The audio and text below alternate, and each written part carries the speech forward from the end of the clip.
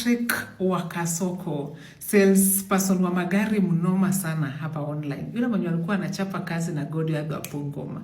Imagine ameuza Prado 2 within 48 hours. Siku 2 asha move a new company, amemove Prado 2. Azungumuzi tu vitu tudogo. You can imagine. Na yeye alisema alipangwa salo. Yeye ana work na commission. Kumaanisha huyu mtu hiyo kaya si yake, hana stress ya vile gari zinaimportiwa, hana stress ya rent, hana stress ya kanjo. Kazi yake ni aingie na skills yake achape kweli. Ni mtu honest, ni mtu trustworthy, ni mtu anajiamini, ni mtu anaweza convince customer. Na kuna wewe mwenye unasema jano lakini sina pesa ya kuanzia biashara. People are making money from other people's business as long as you have that skill. Na watu wanakutafuta vibaya sana. Na nikwambie, hesabu ya numbers will never lie. Saa hizi kaya zingine wanamulika hivi. And then customer wanatiririka namna hiyo, you know. You've said you sold 2 Prados within 2 days. Inamaanisha you're selling quality. Inamaanisha gari unatuuzia ni gari sure. What does that mean? Kesho atakuwa ameuza 4.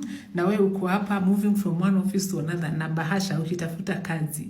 Bachelor of, Masters of, PhD of, na kuna mtu amemaster that skill. Pengine amepolish, I don't know. Amefanya maybe marketing ama sales, I do not know. Pengine hata hajafanya, amejitrain mwenyewe mudomo.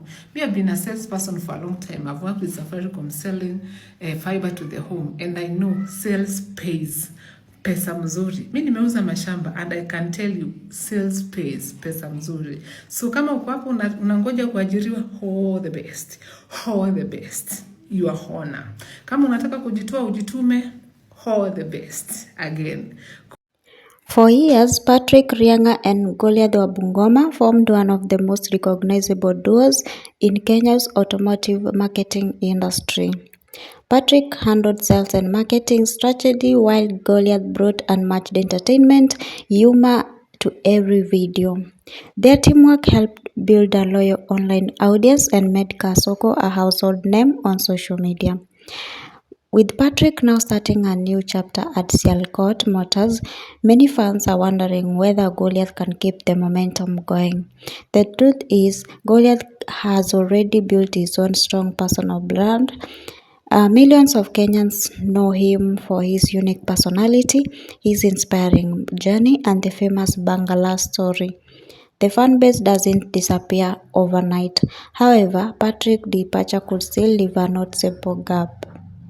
Many of the creative skits, marketing campaigns, and successful promotions were being built around the chemistry the two shared.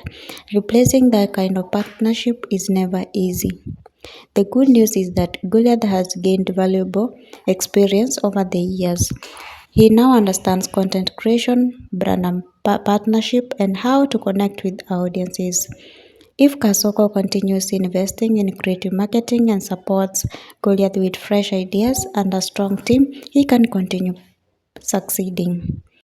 At the same time, Patrick also faces a new challenge. He must prove that his success wasn't only because of Kasoko, but because of his own marketing skills and leadership. In many ways, both Patrick and Goliath are beginning new journeys. One is starting a new company, the other remains a Kasoko with the responsibility of carrying forward the brand they helped build together. Only time will tell who adopts faster. But one thing is certain, both men have already left a lasting mark of Kenya's digital marketing skill and scene. Do you think Goliath wa Bungoma will continue thriving at Kasoko without Patrick Rianga? Or do you believe Patrick's departure will have a major impact? Share your thoughts in comment section and don't forget to subscribe.